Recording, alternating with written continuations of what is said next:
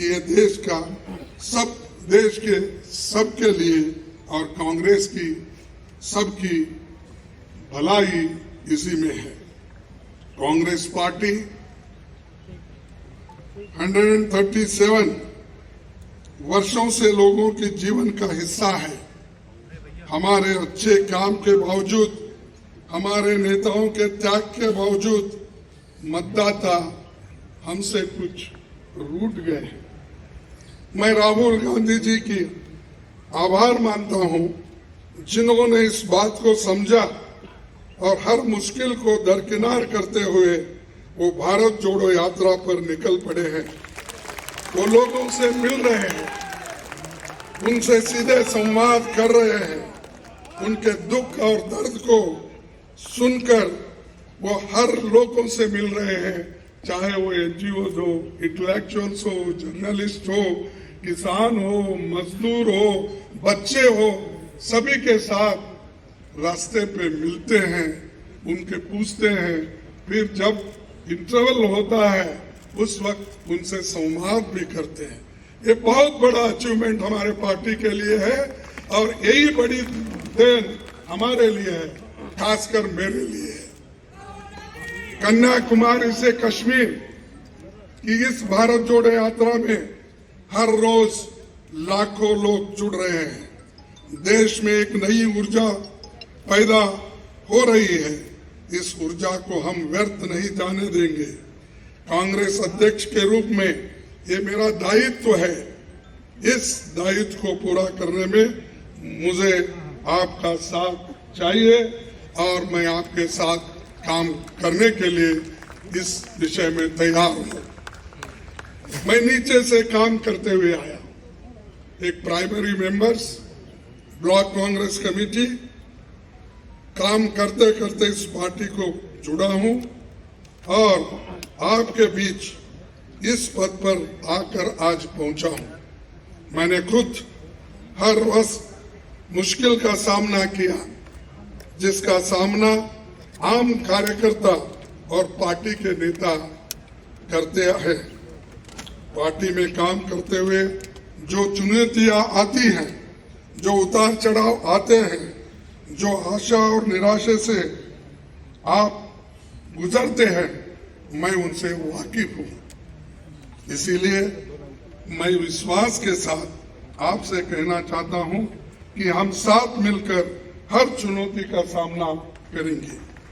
आइए हम कांग्रेस की उस विचारधारा को लोगों में लेकर चले, जिसे राहुल जी ने अपने कार्यकाल में एक नई धार दी है। हम जानते हैं कि इस देश में करोड़ों युवा जो भारत को धर्म, जाति, जेंडर के बंटवारे से ऊपर देखना चाहते हैं, जो भारत में शांति चाहते हैं, रोजगार चाहते हैं, विकास चाहते हैं, वैज्ञानिक सोच चाहते हैं, लोकतंत्र चाहते हैं, ये युवा ही देश की और कांग्रेस की उम्मीद है।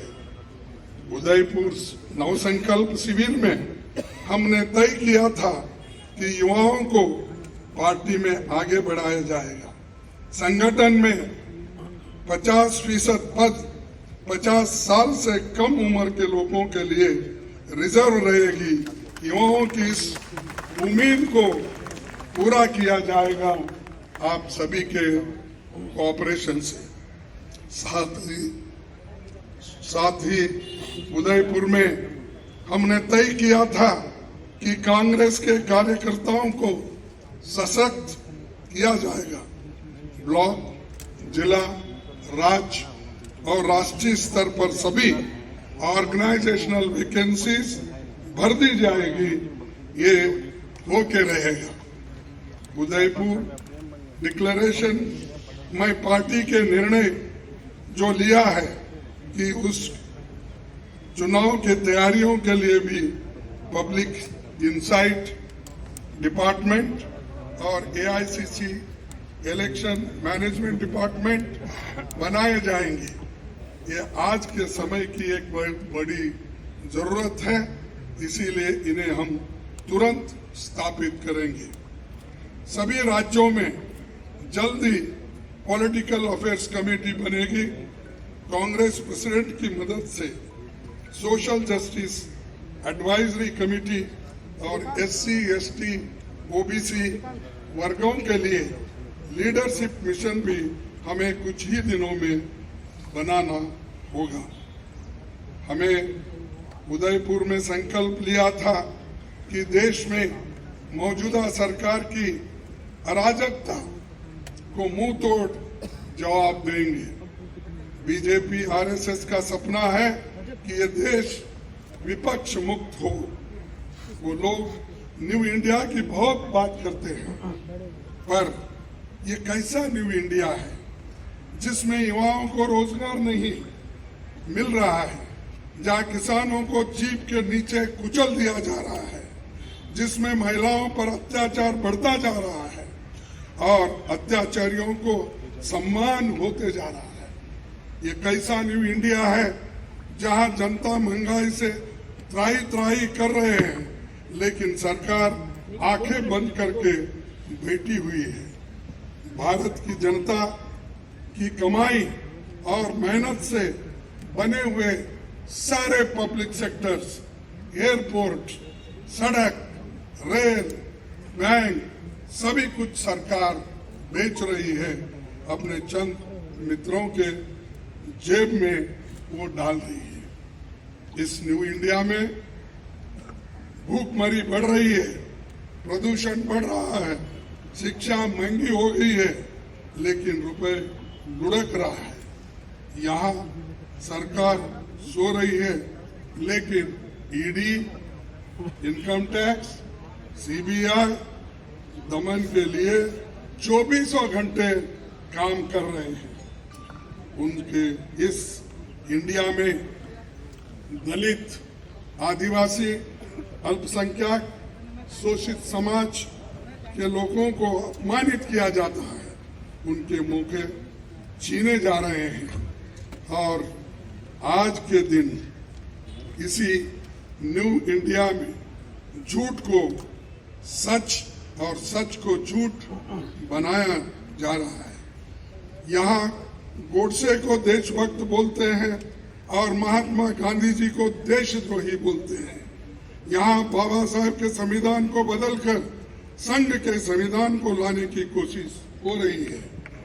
इसी न्यू इंडिया को बनाने के लिए वो कांग्रेस मुक्त भारत चाहते हैं, क्योंकि कांग्रेस के रहते ऐसा हो नहीं सकता, ऐसा हम होने नहीं देंगे और इसको लड़ते रहेंगे।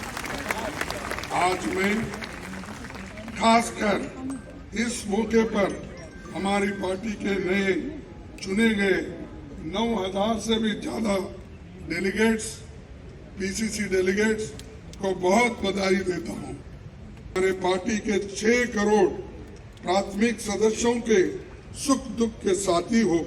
हमारा एक आम कार्यकर्ता जब मजबूत होता है, तभी हमारा केंद्रीय संगठन मजबूत बनता है। Today, I want to call upon my Congress family to come together to carry the message of Bharat Jodo Yatra to every nook and corner of the country. The message of economic equality, safeguarding constitutional values, communal harmony, more employment opportunities to the youth of India.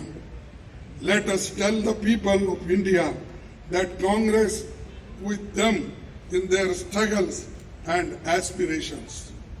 Tell them that we are going to be their voice and that we will work for India that was envisioned by forefathers who gave their blood and sweat for this great nation. Lastly, I would like to thank the chairman of the Central Election Committee, authority, and its members, the Congress party and this team, providing once again the Congress is the only party that truly has internal democracy and that has been proved in this election very impartially conducted by the chairman of the authority. I once again congratulate him. I also would like to thank CWC members, PCC presidents, CLP leaders, and all organizational wings for their support and cooperation that they extended for conducting this election smoothly.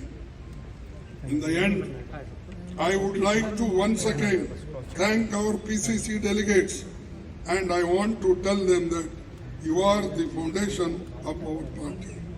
As president, it will be my utmost duty to look after our workers. Together, we will build an India that will be enlightened, empowered, and equal for every citizen.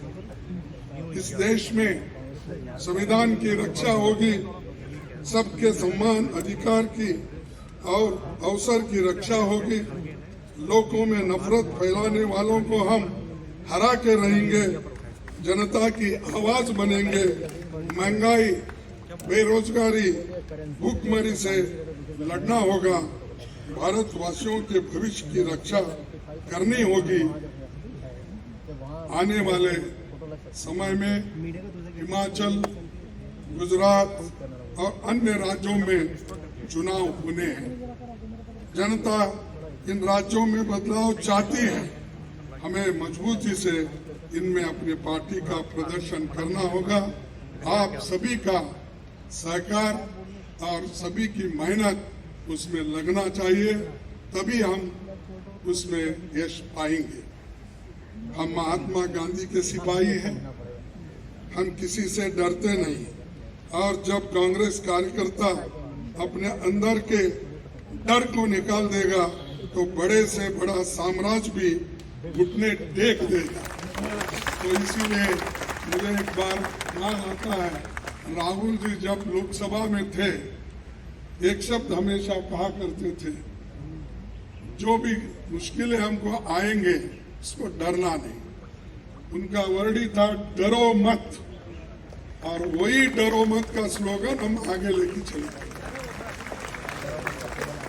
मैं देश के युवाओं से कहना चाहता हूं कि जो लड़ाई कांग्रेस लड़ रही है वो सिर्फ हमारी नहीं है, हमारे लिए नहीं है, हमारे पार्टी के लिए नहीं है, ये आपके भविष्य की लड़ाई है, जिसे हम सब मिलकर लड़ेंगे और जीतेंगे और यशस्वी इसमें हासिल करेंगे।